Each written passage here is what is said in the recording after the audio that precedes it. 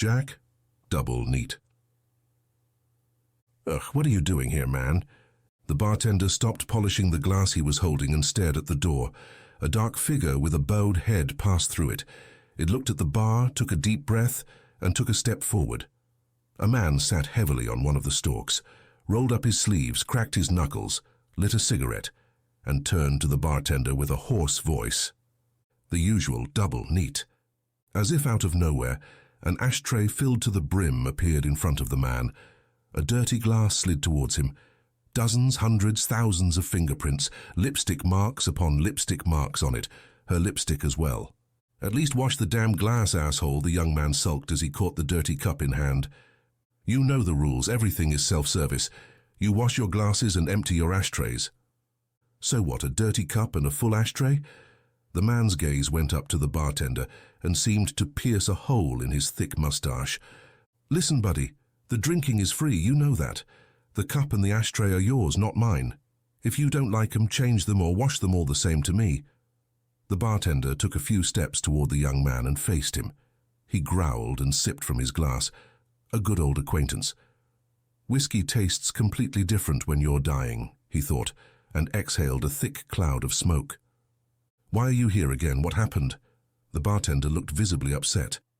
I'm dying, said the man without looking at his interlocutor, his gaze focused on the only red on the glass, her lipstick. How come? The man behind the bar opened his eyes as wide as he could. You know you can't come here if you're headed for the boss. He's in the other bar. Should I call him? Ha, laughed the man. Do you mean to tell me you actually have a boss? And he exists. You can see him, you can touch him and talk to him? It depends on the point of view, boy. You've said more than once that I don't have a boss, but we can check if you want.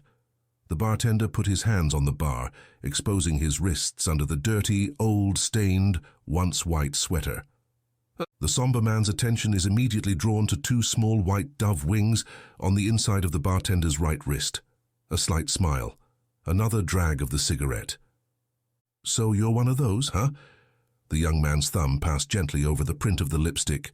She believed in you, you know? She's sure you guys exist. She was right. I hate it when she's right. Everyone can believe whatever they want. You're still talking to me, aren't you? You do not believe I'm real. You can't talk to something that isn't real, can you? The bartender smiled as he began to clean another glass with an old and worn rag. Okay, wait a minute. Why are you cleaning this glass? Mine is all covered in prints and it is dirty, but this one you clean.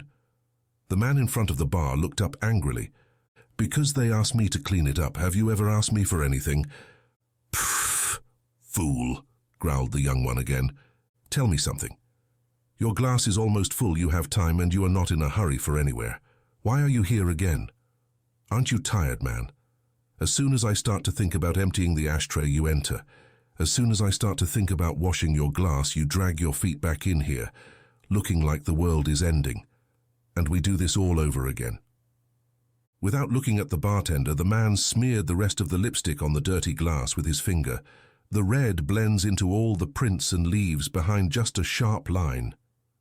I left, said the silent man. You left? Why did you leave? You can't just leave, just like that. I just left. I got scared. Don't you remember who I am?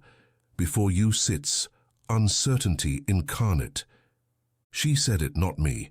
I can never describe myself the way she can. I just stood in front of her one day, and it just came out of my mouth. I didn't mean it. I didn't plan it. I didn't want it. I just told her I was leaving and walked away. Didn't she try to stop you, to talk about it? What should I explain? Why did I willingly bite the imaginary gun and pull the trigger for the 12th time? How can you explain something you do when you don't know why you do it? Look, I don't feel like talking. Can't you just let me sit in peace for a while? The bartender slammed the glass cleaner on the bar and grabbed the man by the lapel, pure rage burning in his eyes. After all this time, you just left? You are the dumbest person in the world. The bartender pushed the man back on the stalk, turned around, and quickly started rummaging through the drawers. Startled and slightly embarrassed, the man lit another cigarette and looked questioningly at the bartender's back. Then the lanky man with the mustache appeared, clutching a small golden ring, an engagement ring with initials on the bottom, her initials. And that? Why did you send me this? Why did you lead me to believe that I will never be seeing you here again? You were happy, weren't you? You didn't want to change her for anything in the world, did you? You were ready to accept everything about her, just as she had accepted your dim-witted ass years before. Did you explain to everyone how perfect she is and how you can't imagine life without her? Why did you leave? Explain it to me. The bartender was already screaming. The veins on his forehead were about to pop. His face was so red. The young man calmly looked at him, drank from the glass, took a drag from his cigarette, took a deep breath and said, "That's right, I said all these things and more. Do you want the truth? I'll tell you the whole truth. I don't know why I left. I don't know. As I explained, I just did it. I didn't think. I didn't believe that I would be here again. I had forgotten what it was, honestly. When she asked me why, I just couldn't explain to her that I don't know. You can't explain a part of yourself like that. So I just explained that I wanted to work, which on the one hand wasn't entirely a lie. I wanted to work, to drown in work. And I did it. Day after day, month after month. But as you and I know, the whole thing is a ticking time bomb. But you know what's scariest? I'm not sad, I'm not angry, I'm not calm, I'm not sour. I'm empty. I'm empty. I died. Nothing flinches, just stays put. When I left, the moment I left myself there. I gave the best me I had to her and left it there. As much as I hate to admit it, it was the best I could do. Maybe that's all I had. That's all I could do. Sometimes I looked at her secretly. I looked at her when she was sad and thought how nice it would be to be able to read minds and make it so that she wasn't. Maybe I should have done more, maybe.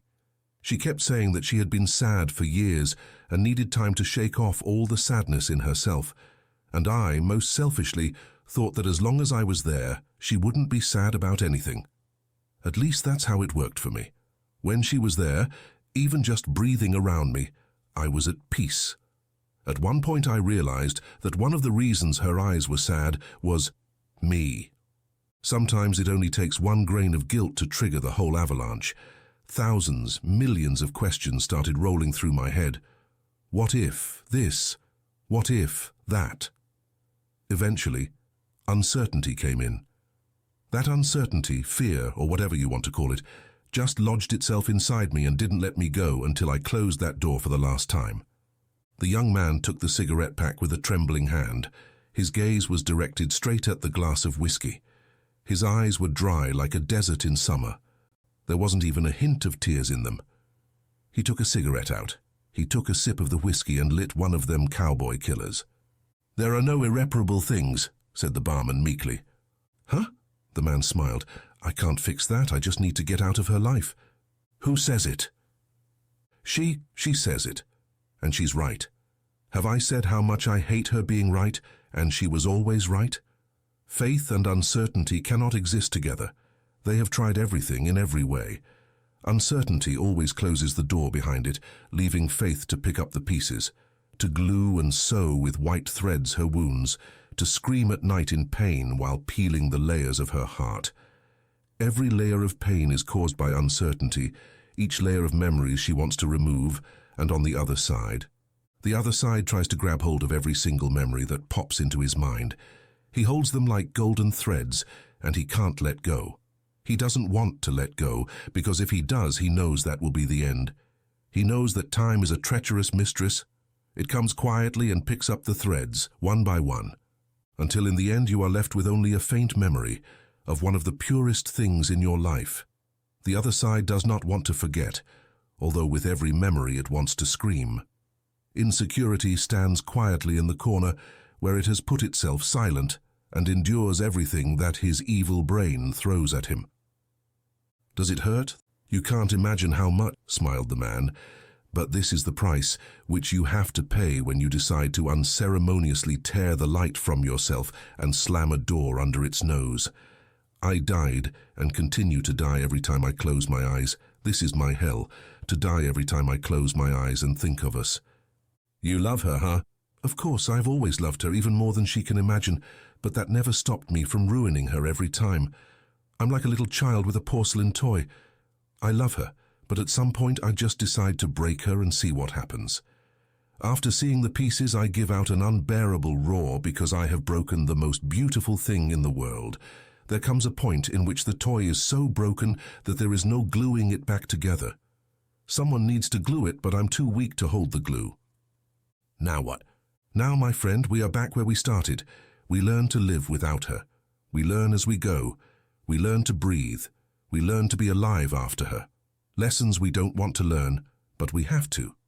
Day by day, minute after minute. We keep all the memories vivid in our minds so that we don't forget what kindness and love are, and we struggle to move on. Alone. After I left, I burned all the bridges I needed to burn years ago, on both ends to be sure. The flames were eerie, they were huge, but they died down. Now, my friend, we are all alone, and that's okay. It's okay when you kill yourself to be alone. I wish I wasn't, but that's the way it is. The young man got up from the bar, extinguished the bud in the overflowing ashtray, reached into his pocket, left a few bills on the bar, and headed for the door. "But," said the bartender with a slight bewilderment in his voice, "don't wash them, I'll need them again someday." "I'm sure of that," the bartender smiled. The young, sad man stepped a few paces, stooped, and said loudly, "Someday I will see her again, just so you know. I don't know where, I don't know when, but I know I will see her. Even for a little while. Someday." The bartender smiled. He bent down and put the full ashtray and the empty, dirty whiskey glass in a drawer labeled, "To be continued." As he closed the drawer, his eyes landed on the spot where the lipstick used to be. It wasn't there. There was a small red spot that stood out from the rest of the spots. The young man pulled the black hood over his head and stepped forward. He stopped for a second and turned back. The huge neon sign above the Purgatory bar went out with a soft pop. An almost imperceptible smile crept across the young man's face. "See you next time." The end.